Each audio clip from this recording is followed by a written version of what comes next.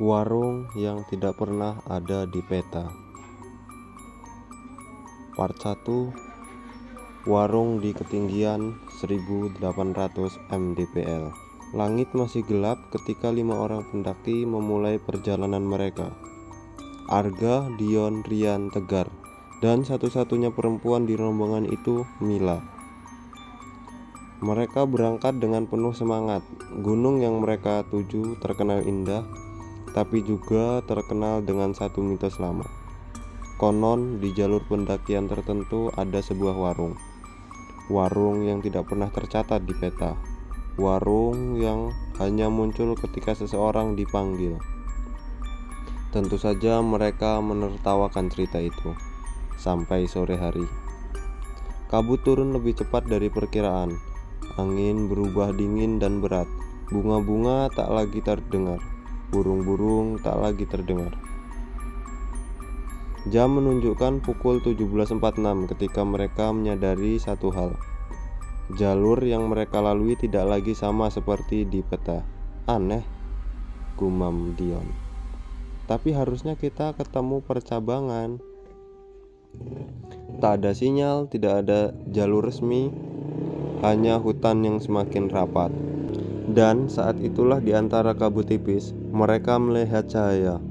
Remang-remang, kuning, hangat, seperti lampu minyak. Di tengah gunung, mereka saling pandang.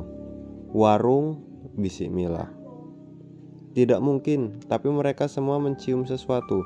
Aroma kopi hitam yang baru diseduh dan gorengan panas. Rasa lapar menggeliat logika. Rasa lapar mengalahkan logika. Warung itu berdiri sederhana, terbuat dari kayu tua, ada bangku panjang di depan, lampu hanya satu, menggantung pelan.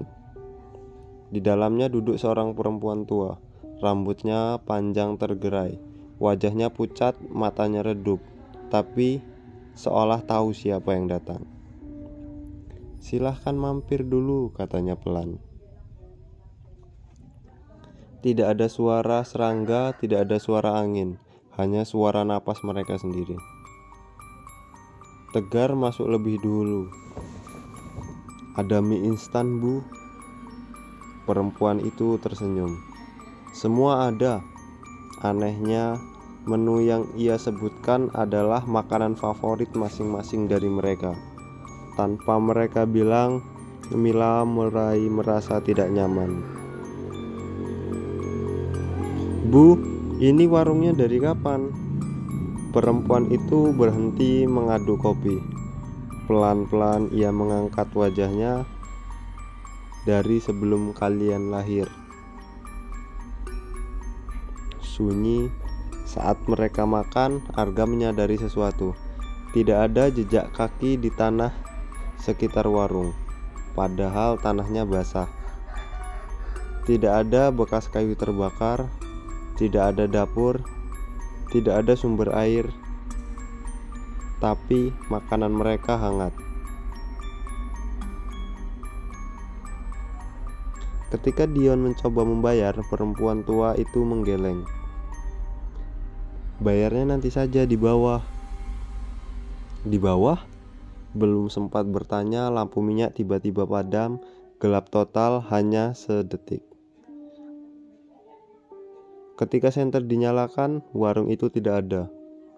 Bangku tidak ada, perempuan itu tidak ada. Mereka berdiri di tengah hutan kosong. Tapi di tangan mereka masih ada bungkus mie, masih hangat, dan di tanah tempat mereka duduk tertancap papan kayu lapuk bertuliskan samar. Jangan makan jika tak ingin tinggal.